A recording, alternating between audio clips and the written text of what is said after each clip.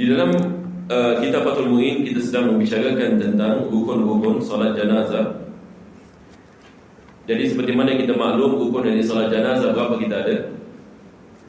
Kita ada 7 perkara. Ini semua daripada perkara kita nak kena hafal. Sebab solat jenazah ini kita biasanya ada mungkin pada tiap-tiap bulan kita melakukan solat jenazah, misal di masjid dan sebagainya, ada orang meninggal dunia. Jadi perlu kita mengetahui tentang rukun-rukunnya. Jadi sebagai seorang muslim perlu kita mengetahui rukun-rukun solat, rukun-rukun wudu, begitu juga dengan rukun-rukun ibadat yang lain. Jadi minggu lepas kita telah membicarakan berkenaan dengan kewajipan membaca suratul Fatihah. Dan pendapat yang mu'tamad, penulis seperti mana menukilkan, pendapat yang mu'tamad, suratul Fatihah boleh dibaca pada selain daripada takbir yang pertama. Berbeza dengan Imam Rafi'i yang mengatakan diwajibkan membacanya pada takbir yang pertama. Selepas itu kita membicarakan tentang selawat kepada Nabi sallallahu alaihi wasallam, dan ini wajib kita mendatangkannya bila selepas takbir yang kedua. Tidak boleh mendatangkannya pada takbir yang pertama dan takbir yang ketiga dan keempat. Begitu juga dengan mendoakan khusus bagi si mati. Jadi apabila kita mendoakan si mati, doa ini mesti dalam bahasa Arab. Jadi kita tak ada pilihan, kita nak hafal. Kalau satu orang itu dah nak crash course misalnya dia belajar jenazah, solat dari jenazah, kurang-kurangnya kita mengatakan kepadanya, hafallah Allahumma ighfir lahu. Sebab ini adalah doa yang khusus bagi si mati. Ini kita mendatangkan pada takbir yang ketiga. Dan kita sedang membicarakan tentang takbir yang ketiga, kita belum habis. Penulis mendatangkan beberapa doa yang dibaca oleh Nabi SAW. Ini yang kita akan insya-Allah membicarakan sekarang. Bismillahirrahmanirrahim. Kesuratan 340. Sunnah memperbanyak doa untuk mayat. Doa yang maksur dari Nabi adalah lebih utama, sedangkan yang lebih utama adalah doa riwayat Imam Muslim, iaitu Allahumma ighfir lahu sampai selesai. Artinya, ya Allah, ampunilah dosaku, ampunilah dosanya, berilah dia rahmat, sejahterakanlah dirinya, muliakan tempatnya, luaskan jalan masuknya, mandikanlah dia dengan air salju, dan bersihkanlah kesalahan-kesalahannya sebagaimana pakaian putih yang dibersihkan dari kotoran. Ini kita ada hadis ini yang diriwayatkan oleh Imam Muslim. Jadi kita lihat kepada kandungan doa ini. Ini adalah doa yang dibaca oleh Nabi SAW. Jadi kita lihat kandungannya. Biasanya kita baca doa ini, yang mana pertama sekali adalah Allahumma ighfir lahu warhamhu wa'fu anhu wa'afihi wa'akrim nuzulahu. Yang pertama sekali kita mendoakan agar Allah mengampunkan dosa mayat ini, dan agar Allah merahmatinya dan memberikan kepadanya kebaikan. Wa'akrim nuzulahu wa wasi' mudakhalahu. Kita juga berdoa kepada Allah agar Allah memuliakannya apabila dia dimasukkan ke dalam kubur. Wa wasi' madkhalahu. Kita mendoakan agar Allah melapangkan kuburnya. Ini berkenaan dengan lapang kubur ni. Nabi SAW dia mengatakan apabila seorang fasik, na'udzubillah min dzalik, masuk ke dalam kuburnya, kubur ini daripada azab kubur dia apa? Dia menyempitkan. Seseorang itu kalau dia kembali kepada Allah dalam keadaan kekufuran ataupun fasik, maka kubur ini boleh menyempitkannya sehingga tulang rusuknya pecah. Cuba bayangkan. Kubur ini dia boleh menghempitkan mayat. Jadi daripada doa Nabi SAW adalah diluaskan. Jadi seorang mukmin apabila dimasukkan ke dalam kubur, Allah Subhanahu Wa Taala meluaskan kuburnya. Walaupun kita lihat lubangnya kecil, tetapi hakikatnya seorang itu akan masuk kepada alam yang dikenali sebagai alam barzakh. Ini alam kita tidak lihat. Alam barzakh ini kita tidak lihat. Jadi seorang mukmin dia akan berada di alam barzakh yang mana keadaannya akan diperluaskan oleh Allah Subhanahu Wa Taala, dan salah satu daripada pintu syurga akan dibukakan baginya. Maka dia berada dalam keadaan nikmat di sisi Allah Subhanahu Wa Taala. Dalam keadaan nikmat di sisi Allah. Manakala orang yang ni ahli neraka ini akan diazab ini di alam barzakh ini. Kita ada hadis berkenaan dengan ular yang ni, yang dikenali sebagai akra, yang ni akan keluar dan akan mematuk dia dan sebagainya. Maka selepas itu, warsilhu bil ma'i wasalji wal barad. Yani ini adalah daripada makna kita berdoa kepada Allah agar Allah mengampunkan yakni segala yakni dosanya dan selamatkan dia daripada segala yakni jenis yakni azab. Jadi ini adalah apa kita mengatakan mubalarah, maksudnya menerangkan sekuat-kuatnya bahawasanya ini Allah yang telah mengampunkan dosanya, dan Allah Subhanahu Wa Taala telah mensucikan yang ini daripada dosa dengan yang ini air dan salji. Wa naqihi minal khataya. Kita mendoakan ya Allah, bersihkan dia daripada segala dosa dan kesilapan, kama yunaqqas saubul abyadu minad danas, seperti mana pakaian putih dibersihkan daripada kotoran. Jadi kalau kita ada pakaian putih, kalau ada kotoran, kita lihat ini kotoran itu, tapi kalau kita bersihkan sebersih-bersihnya, maka kotoran itu sudah tidak lihat daripada pakaian yang putih, maka kita yakin sudah tidak ada kotoran lagi. Jadi seperti ini Nabi SAW mendoakan, seperti mana pakaian putih dibersihkan daripada kotoran, agar Allah Subhanahu Wa Taala membersihkannya daripada dosanya, seperti mana bersihnya pakaian putih daripada kotoran. Wa abdilhu daran khairan min darihi. Ya Allah, berikanlah dia ganti tempat yang lebih baik daripada tempat yang dia datang daripada dia, ini daripada dunia. Berikanlah yang ini dia tempat yang lebih baik daripada yang ini tempat yang dia telah berlepas daripadanya. Yang sebab ini dia telah masuk ini kepada alam ini yang baru. Wa ahlan khairan min ahlihi, dan ahli keluarga lebih baik ini daripada ahli yang dia bersama mereka sebelum ini. Wa zawjan khairan min zawjihi, dan juga isteri ataupun suami yang lebih baik ini daripada isteri ataupun suami yang lepas. Sebab perkataan zauj boleh membawa makna suami, boleh membawa isteri. Wa adkhilhul jannah, masukkanlah dia ke dalam ini syurga. Wa a'idhu min adzabil qabr, dan jagalah dia daripada azab kubur. Wa fitnatihi, dan juga ini fitnah kubur. Wa min adzabin nar, dan daripada azab ini api neraka. Wa yazid alaihi, dan juga penulis mengatakan disunatkan kita tambah, Allahumma ighfir li hayyina wa mayyitina. Ya Allah, ampunkanlah mereka-mereka yang hidup di antara kami dan juga yang telah meninggal dunia, ila akhirih. Maka doa ini mengajarkan kepada kita, hatta orang yang sudah meninggal dunia disunatkan kita mendoakannya. Berbeza dengan zaman sekarang, orang mengatakan dah tak boleh lagi doa lagi orang yang sudah meninggal dunia. Tidak boleh kita mendoakan orang yang sudah meninggal dunia, sebab dah tidak ada manfaat lagi kita mendoakan mereka. Tapi ini adalah perkara yang ajib. Nabi SAW ini mendoakan orang yang telah meninggal dunia dan mengajarkan kepada kita mendoakan mereka. Dan Al-Quran juga mengatakan, Allahumma ighfir Rabbana ighfir lana wa li ikhwanina alladhina sabaquna bil iman. Ya Allah, ampunkanlah kami dan juga mereka-mereka yang telah meninggal dunia di antara kami. Jadi kita umat Islam ini sentiasa kita mendoakan bagi kaum mukminin dan mukminat, wal muslimin wal muslimat, al ahya'i minhum wal amwat, yakni mereka yang hidup dan juga yang telah meninggal dunia. Jadi ini adalah daripada doa yang dibaca oleh Nabi SAW. Selepas itu penulis mengatakan, bagaimana pula kalau sekiranya mayat itu budak yang belum baligh? Maka ada doa ini yang lain. Kita membaca, Allahumma ja'alhu faratan li abawaihi.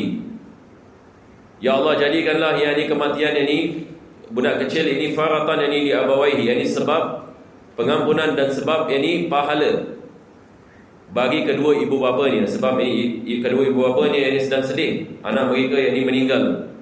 Jadi kita mendoakan, ya Allah, jadikanlah bayi ini yang ini sebagai peninggalan yang baik ini bagi ibu bapa mereka, yang ibu bapa mendapatkan yang pahala kesabaran dan pahala musibah yang menimpa yang mereka dengan kematian budak ini. Wasalafan wa zukhran wa 'idatan, yang ini sekiranya kurang makna yang sama, yang ini sebagai satu khazanah bagi mereka dan juga satu kebahagiaan dan manfaat. Wa'tibaran wa syafi'an, dan juga yakni sebagai syafaat bagi yakni ibu bapa mereka. As-sabra ala qulubihima wa la taftinhuma, berikanlah kesabaran yakni ke atas kedua ibu bapanya. Wa la taftinhuma, dan janganlah yakni kau menjadikan ini sebagai fitnah ini ke atas mereka. Ba'dahu wa la tahrimna ajrahu, janganlah kau mengharamkan ini mereka daripada pahala dan menjadikan fitnah yang datang ini selepasnya. Nah, selepas itu boleh mengatakan qala syekhuna. Kita baca lagi daripada sini. Guru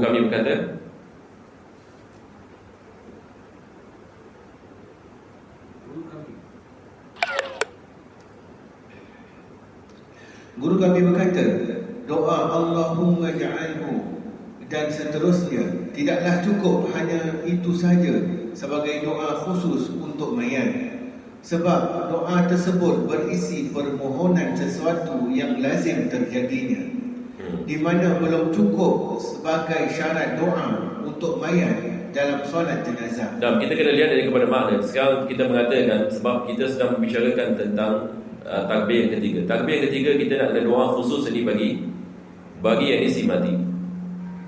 Tetapi kalau sekiranya kita tidak mendoakan khusus ini bagi si mati, dan kita doakan ini orang lain ini, misalnya ini kita mendoakan ini kedua ibu bapa ini, kita mendoakan kedua ibu bapa ini bagi si mati sebagai misal, ya Allah berikanlah ini kedua ibu bapa ini kesabaran, berikanlah kedua ibu bapanya yang ini manfaat dan syafaat ini daripada kematian ini anak mereka dan sebagainya. Maka Syekh Ibn Hajar ini mengatakan ini bukan doa yang khusus ini bagi si mati. Jadi apabila kita mendatangkan doa ini juga kita mendatangkan yakni doa khusus ini bagi yang ini si mati. Jadi doa yang ini seperti ini dia adalah tambahan. Doa seperti ini adalah tambahan. Nah, sebab doa yang bersifat umum dan mencakup setiap individu sahaja tidak cukup sebagai doa untuk mayat. Sebab maknanya umum. Yang maknanya adalah yang umum, ini bukan khusus ini pada si mati. Jadi maksudnya di sini bila kita berdoa ini pada takbir yang ketiga, kita tidak mendatangkan doa yang umum sahaja. Misalan kita mengatakan Rabbana ighfir lana wa li ikhwanina alladhina sabaquna bil iman wa la taj'al fi qulubina ghillan lil ladzina amanu rabbana innaka ra'ufur rahim. Rabbana atina fid dunya hasanah wa fil akhirati hasanah wa qina adzabannar. Maka ini adalah doa yang umum. Dia tidak mencukupi. Tapi kita boleh mendatangkannya, tetapi dia tidak mencukupi untuk kefarduan bagi takbir yang ketiga. Sebab kita tidak mendoakan khusus ini bagi si mati. Kita mengatakan doa ini bagi kaum mukminin dan mukminat. Jadi ini daripada perkara ini Syekh Ibn Hajar yang mengatakan jangan kita melakukan kesilapan ini. Sebab dia boleh menyebabkan solat kita tidak sah. Solat jenazah tidak sah sebab ini rukun tidak dilaksanakan. Ayo. Maka lebih-lebih doa yang permohonannya lazim terjadi. Untuk mayat wanita zamir yang ada dalam doa di atas diganti dengan zamir muannas. Betul tak? Ini tak silap minggu lepas ada orang menanyakan berkenaan dengan kalau mayat wanita kita baca Allahumma ighfir lahu. Ini disebutkan di sini. Nah, kita baca dulu. Namun juga boleh tetap muzakkar seperti di atas dengan menghendaki kembalinya zamir pada al-mayyit atau asy-syekh. Nah, sebab kita dalam bahasa Arab ini dhamir yang lelaki ini berangkumi lelaki dan wanita. Itu sebab kita lihat dalam Al-Quran ini Allah mengatakan pada aflahal mu'minun. Ini Allah mengatakan telah berjaya orang yang beriman. Tapi ini muzakkar salim. Bagaimana dengan lelaki dengan wanita? Maka ini dalam bahasa Arab ini dikenali sebagai at-taghlib. Yang dhamir yang lelaki merangkumi yang wanita. Itu sebab hadis Nabi SAW, talabul ilmi faridatun ala kulli muslimin. Ada orang ada kemusykilan dalam hadis ini. Sebab Nabi SAW mengatakan talabul ilmi faridatun ala kulli muslimin. Muslimin muzakkar. Jadi maksudnya belajar agama ini hanya diwajibkan bagi lelaki sahaja. Bagaimana ini dengan muslimatin? Ada orang yang dia tak faham, dia bagi tambah. Dia mengatakan talabul ilmi faridatun ala kulli muslimin wa muslimatin. Sebab hadis mengatakan kulli muslimin. Ini ulama kita mengatakan taglib. Jadi maksudnya muslimin dan muslimatin. Jadi maknanya difahami. Walaupun Nabi tidak sebut muslimatin, maksudnya adalah muslimin dan muslimatin. Ini dalam bahasa Arab ini begini. Seperti Al-Quran, pada aflahal mu'minun. Adakah maksudnya mukminat yang tidak mendapatkan kejayaan? Yang ini tidak. Tapi Al-Quran ini begitu. Yang ini menggunakan dhamir muzakkar, ini bagi muannas. Jadi tidak ada masalah. Teruskan.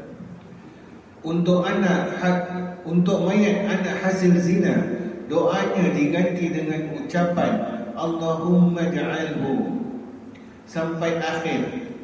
Ya Allah, jadikanlah anak ini sebagai persediaan. Yang terjemahkan ini, dia bila meletakkan bahasa Arab di sini, dia tidak meletakkan ada beberapa kalimah yang lain. Yang ini penulis ini mengatakan, kalau sekiranya anak zina, doanya adalah Allahumma ja'alhu faratan li ummihi. Ini doanya, Allahumma ja'alhu faratan li ummihi.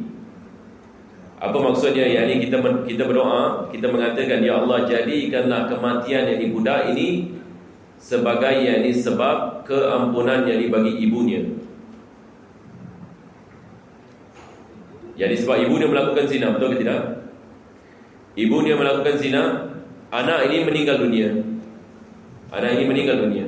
Maka kita berdoa agar kematian yang budak ini menjadi sebab ini pengampunan dan juga pahala bagi ibunya. Mudah-mudahan ia menjadi sebab ibunya diampunkan daripada dosa yang dia telah melakukan.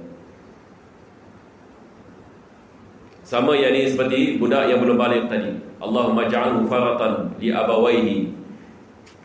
Ayo. Yang dimaksud dengan penggantian ahli dan isteri adalah penggantian dalam segi sifat-sifatnya, bukan zatnya. Nah, jadi berkenaan dengan ahli keluarga, bukan maksudnya dia diganti dengan ahli keluarga yang baru.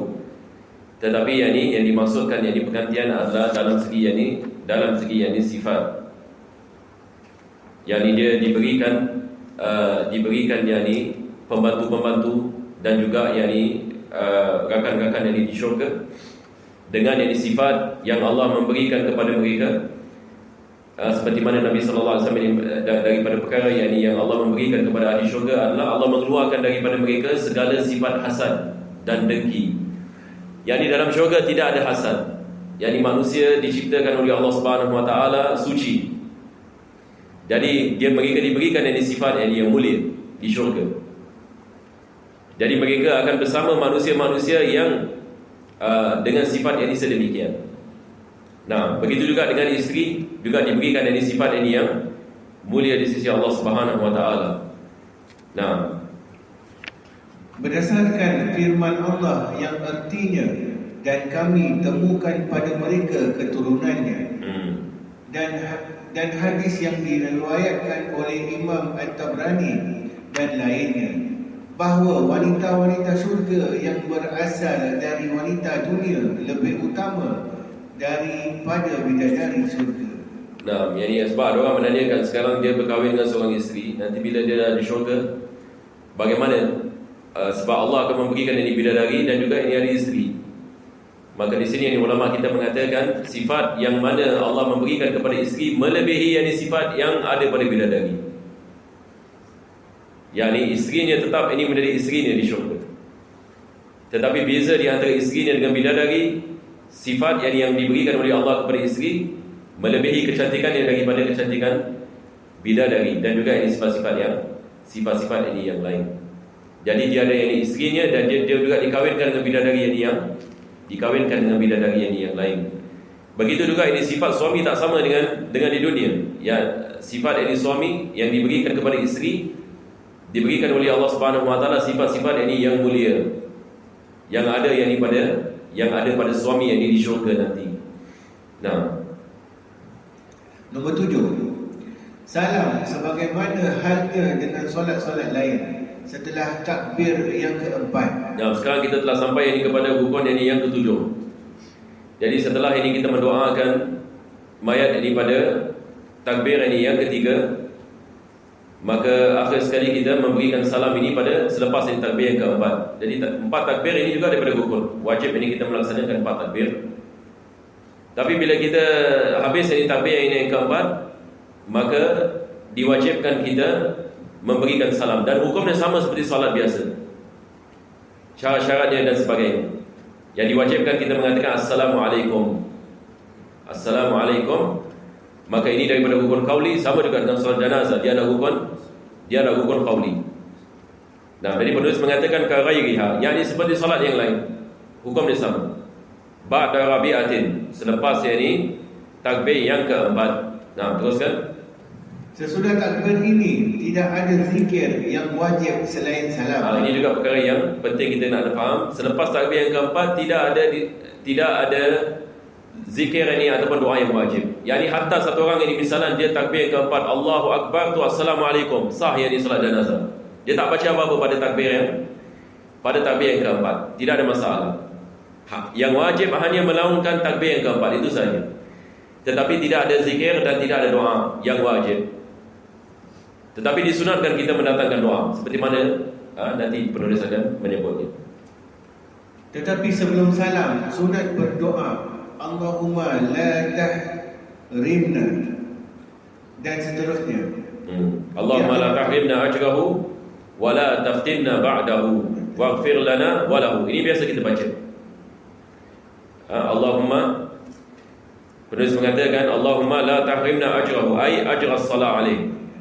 Jadi janganlah ya Allah, janganlah Engkau mengharamkan kepada kami pahala salat ini yang kami melakukan ini baginya, ataupun yakni pahala bagi musibah. Jadi kita berdoa kepada Allah seperti mana yakni Allah memberikan pahala kepada jenazah ini di atas musibah yang dikenakan ke atas dan sebelum dia mati, maka Engkau juga memberikan kami yakni pahala seperti mana Engkau telah memberikan kepadanya pahala yakni kesabaran yakni atas yakni musibah. Ini yang diterangkan oleh penulis. Nah, teruskan. Maksudnya, apabila dalam solat jenazah ini seorang tertinggal dari imam satu takbir tanpa ada uzur sampai sang imam memulai takbir lainnya, maka batallah solat makmum tersebut. Sekarang penulis membicarakan ini tentang perkara-perkara yang boleh membatalkan yakni solat ini jenazah. Kalau sekiranya kita lambat melakukan takbir sehingga imam sudah melakukan yakni 2 kali takbir ke hadapan, maka batal yakni solat kita kalau kita melakukannya dengan sengaja. Jadi apabila yakni imam ini melakukan takbir, maka kita melakukan takbir selepas yakni imam. Ini takbir bagi solat jenazah. Tapi kalau kita melambatkannya sehingga imam melakukan takbir sekali lagi, maka batal yakni solat makmum. Teruskan. Apabila sang imam telah memulai takbir berikutnya dan makmum maksbuk belum sempat membaca Fatihah, maka harus mengikuti takbir dan Fatihah gugur baginya. Ini adalah masalah masbuk. Masbuk ini dalam solat jenazah dia berbeza sedikit dengan masbuk ini dalam solat yang lain. Kalau sekiranya masbuk ini dia masuk ke dalam solat jenazah, yakni imam sedang melakukan solat jenazah, jadi dia masuk lambat, dia takbir Allahu Akbar. Jadi apabila dia takbir Allahu Akbar, imam pun Allahu Akbar. Jadi misalnya imam yang sekarang ini pada takbir yang ketiga, makmum ini masuk pada takbir yang pertama. Tapi masalahnya bila makmum masuk ini Allahu Akbar, imam pun Allahu Akbar pada takbir yang dia masuk kepada takbir yang keempat. Jadi apakah yang dilakukan oleh makmum sekarang? Adakah dia meneruskan bacaan Fatihah? Sebab bagi makmum ini adalah takbir yang pertama. Jadi takbir yang pertama yakni dia membawa Fatihah. Tetapi apabila dia takbir, imam pun takbir, tapi imam takbir yang keempat, maka di sini kita mengatakan tidak diwajibkan bagi makmum membaca Fatihah. Tidak diwajibkan bagi makmum ini membaca Fatihah sebab dia masbuk. Fatihahnya ditanggung oleh imam. Jadi dia lantas yang ditakbir, dia tinggalkan Fatihah, lantas ini dia takbir. Imam ini takbir yang keempat, sekarang bagi makmum takbir yang kedua. Sebab bila dia masuk imam pada takbir yang ketiga. Jadi bila imam ini takbir yang keempat, bagi makmum sekarang takbir yang kedua. Jadi makmum ini ikut ini kepada dia punya sequence, bukan imam dia sequence. Jadi bila imam ini takbir yang keempat, makmum takbir yang kedua. Jadi takbir yang kedua wajib makmum mendatangkan selawat atas Nabi SAW. Wajib ini bagi makmum mendatangkan selawat atas Nabi SAW. Jadi bila imam salam, maka makmum nak kena teruskan takbir yang ketiga dan yang keempat dan salam. Jadi ini adalah misal ini bagi masbuk. Jadi penulis ini mengatakan imam menanggung Fatihah makmum kalau sekiranya makmum masbuk, tapi bukan muafiq. Kalau sekiranya makmum ini muafiq, ini imam tidak boleh menanggung ini Fatihah. Jadi misal ini masbuk, kalau sekiranya dia makmum ini masuk Allahu Akbar, dia tak sempat habis Fatihah, imam takbir, ini kita mengatakan masbuk. Sebab definisi masbuk, dia tidak ada masa untuk menghabiskan Fatihah. Jadi kalau dia baru hafiz baca Fatihah, misalnya iyyaka na'budu wa iyyaka nasta'in, imam takbir Allahu Akbar, dia boleh tinggalkan. Dia boleh tinggalkan Fatihah. Jadi sekarang ini imam ini menanggung Fatihah. Boleh insya-Allah? Okey, kita baca lagi sekali. Apabila sang imam telah memulai takbir berikutnya, sedang makmum masbuk belum sempat membaca Fatihah, maka harus mengikuti bertakbir dan Fatihah gugur baginya. Jadi boleh faham insya-Allah ya, tidak ada masalah. Nah. Setelah imamnya salam, maka bagi makmum masbuk tersebut harus menambah takbir-takbir yang belum ia kerjakan berserta zikir-zikirnya. Ini sama seperti melakukan solat. Makmum yang dimasuk pada rakaat yang ketiga. Jadi apabila imam ini sampai kepada rakaat yang keempat, imam memberikan salam, maka diwajibkan bagi masbuk ini untuk menambah rakaat. Diwajibkan bagi masbuk ini untuk menambahkan rakaat. Tapi dalam salat jenazah tidak ada rakaat, tetapi kita ada takbir. Maka diwajibkan bagi masbuk ini meneruskan takbir dan zikir-zikirnya. Setelah salam di imam. Nah, di dalam solat jenazah, sekalipun mayatnya seorang wanita yang didahulukan untuk menjadi imam adalah dengan urutan sebagai berikut. Sekarang penulis membicarakan siapa yang paling layak menjadi imam. Siapa yang paling layak menjadi imam? Satu orang ini meninggal dunia, siapa yang layak menjadi imam? Jadi urutan ini sama seperti faraid, yang dikenali sebagai al-asabah. Jadi kita akan lihat sini. Nah, jadi dia mengatakan walaupun jenazah itu seorang wanita, walaupun jenazah yang ini seorang yang ini wanita, siapakah yang paling afdal menjadi imam? Nah, teruskan. Sebagai berikut, ayah atau gantinya. Jadi number one, ayahnya. Jadi kalau satu orang meninggal, ayahnya masih hidup, dia yang paling afdal, kita mengatakan menjadi yani imam. Kalau ayahnya ini tidak ada, kakek dari garis laki-laki. Sebelum ini mungkin saya mudahkan sikit ya. Masalah asabah ini, masalah asabah, dia ada beberapa angle. Pertama sekali dikenali sebagai ubuwah.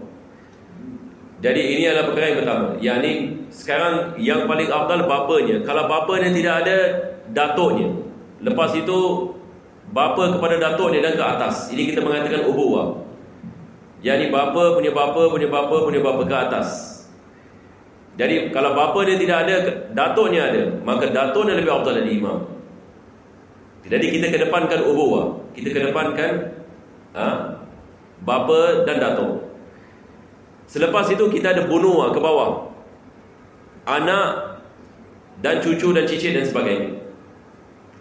Jadi selepas kita kedepankan ubuwah, kita masuk ini kepada bunuah.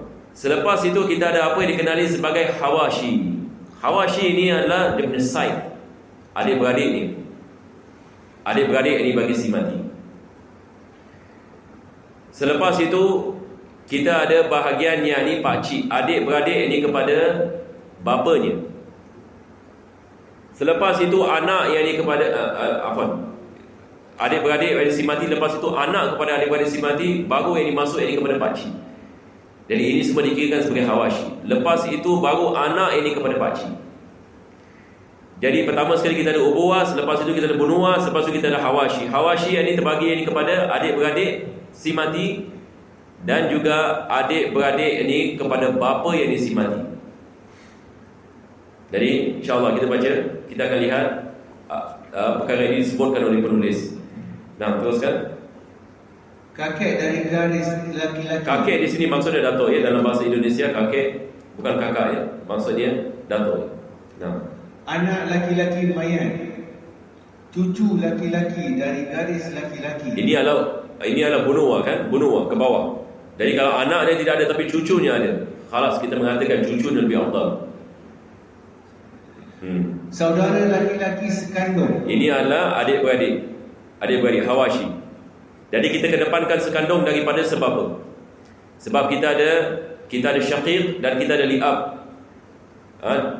Dalam faraid bila kita membicarakan asabah, semua yang ini mesti lelaki kan?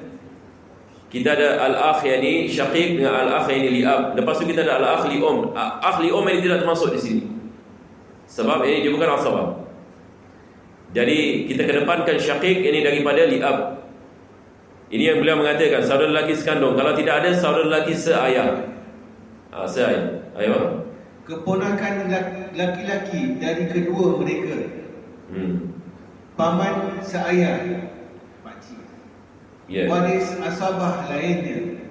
Orang yang memerdekakan mayat. Ya, ini selepas adik-beradik lelaki syaqiq dengan li'ab, lepas itu bawa anak-anak mereka. Jadi anak-anak pun kita kedepankan anak kepada adik-beradik yang syaqiq, dikedepankan daripada anak kepada adik-beradik ini sebab apa? Lepas itu ini baru pakcik, paman.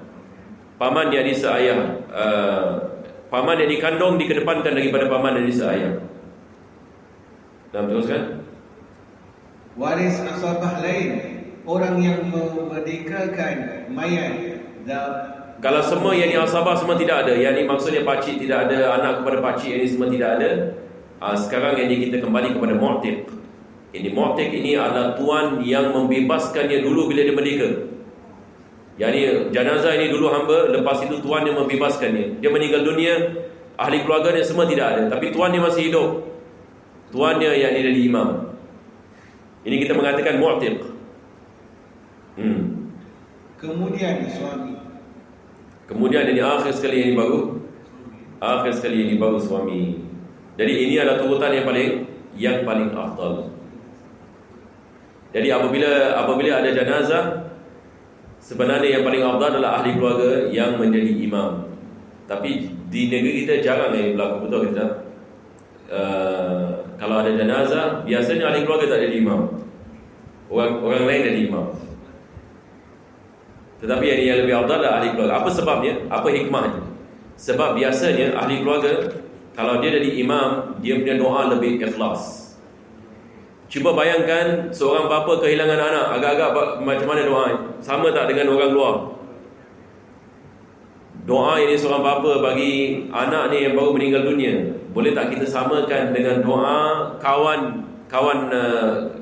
jenazah ni?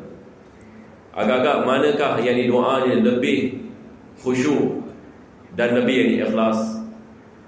Pasti kita mengatakan saudara ni yang dekat, doa mereka yang lebih khusyuk dan lebih ikhlas. Itu lebih afdal. Itu sebab ini dikedepankan saudara ni yang paling dekat. Selepas itu penulis ini membicarakan tentang syarat sahnya salat ini jenazah.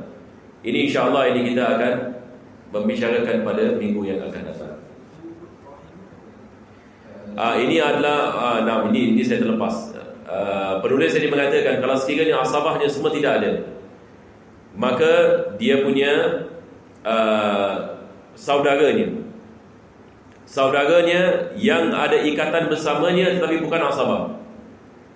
Seperti kita ada yang ini misalan yakni suami yang ini daripada adik-beradik perempuan yang sebagai misal, ataupun kita mengatakan adik-beradik seibu. Ini walaupun kita mengatakan mereka bukan asabah, tetapi mereka adalah daripada keluarga. Sebab penulis ini mengatakan dikedepankan asabah. Asabah ini adalah saudara yang lelaki. Tapi kalau sekiranya asabahnya tidak ada, maka kita lihat ini kepada saudara mara dia yang lain. Dia ada saudara mara yang lain ke tidak?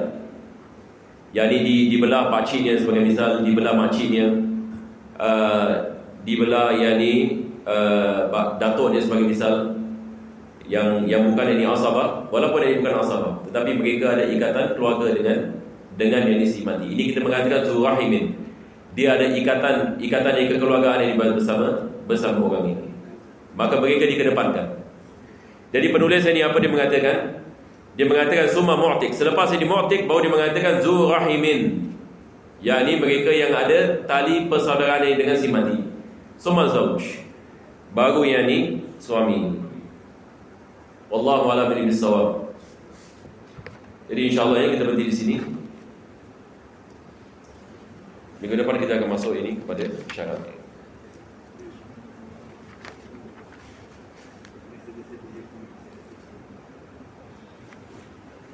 Baik, insyaAllah. Saya tak tahu ada siapa-siapa ada soalan?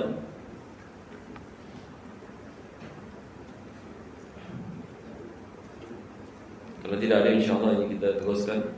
Kita baca sedikit kitab Zubat. Apa Ustaz? Ya. Last punya takbir.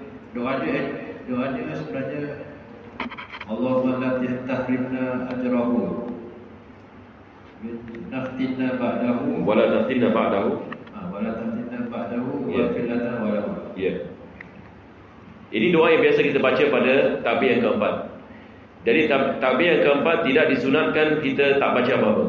Walaupun sah salat jenazah, tetapi disunatkan kita mendatangkan doa ini. Allahumma la tahrimna ajrahu wala taftinna ba'dahu waghfir lana walahu. Jadi harap kita semua hafal insya-Allah.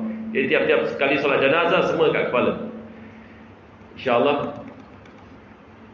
Bagi takbir yang ketiga kita hafal yang apa yang kita mampu. Tapi sekurang-kurangnya kita hafal yang wajib.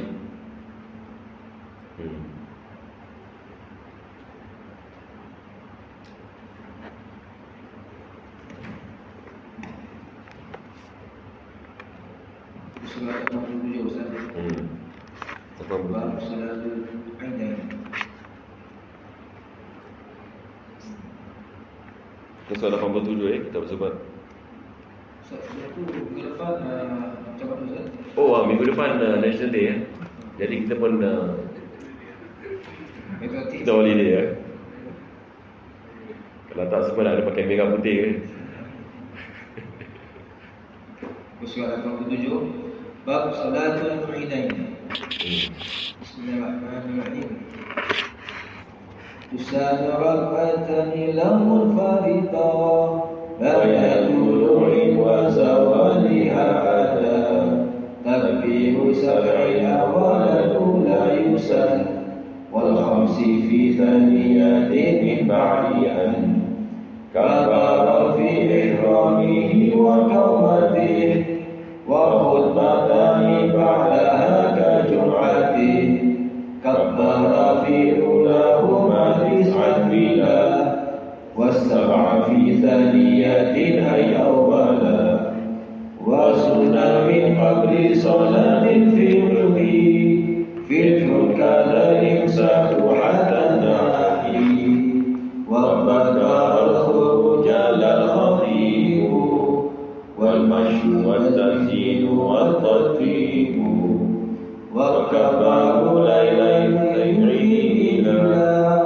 تحرم بها كذا لما تلا الصلوات بعد صبح التاسع إلى انتهاء عصر يوم الربيع ربنا انفعنا بما علمتنا ربي علمنا الذي ينفعنا ربي فكرنا وفكر أهلنا وقرابا لنا في ديننا مع أهل الكتر أنزل ودبر ربي وفقنا ووفقهم لما تقضي قولا وفعلا كرما وارزق الكل على دائما وأهل آياتك يا علماء نحظى بالخير ونكفى كل شر ربنا وأصلح لنا كل شر وأكرم بمقام كالعيون واقض عنا ربنا كل الديون قبل أن تأتينا رسل المنون واغفر واستر أنت أكرم من ستر وصلاة الله تمشى المصطفى إلى الحق دعانا والوفاء بكتاب فيه للناس شفاء وعلى آل الكرام الشرفاء وعلى الصحب المصابيح النور اللهم اهدنا بهداك واجعلنا ممن يسارع في رضاك ولا تولنا وليا سواك ولا تجعلنا ممن خالف امرك وعصاك وحسبنا الله ونعم الوكيل ولا حول ولا قوة إلا بالله العلي العظيم يا ربنا اعترفنا بأننا اقترفنا وأننا أسرفنا على ما أشرفنا وتب علينا توبة تغسل كل حوبة واستر لنا العورات وآمن الروعات واغفر لوالدينا ربي ومولودينا والأهل والإخوان وسائر الخلان وكل ذي محبة أو جيرة أو صحبة والمسلمين أجمعين ربي فاسمع فضلا وجودا منا لا باكتساب منا بالمصطفى الرسول نصر بكل رسول صلى وسلم ربي عليه عن الحب وآله وصحبه عندنا الطش الصحي والحمد لله في البدء والتناهي. فاتحة من الله تقبل صلواته وعلى رحمه ولنا وأموات المسلمين أجمعين الله يتغشى برحمته والباقي ويحمل والمسبحين وعافية وأن الله سبحانه وتعالى يبارك من هذا المجلس وجعل رزقا لنا في الدنيا والآخرة وأن يجعل من المتقين الأخيار والأولياء الصالحين وإلى حضرة النبي صلى الله عليه وسلم. الفاتحة.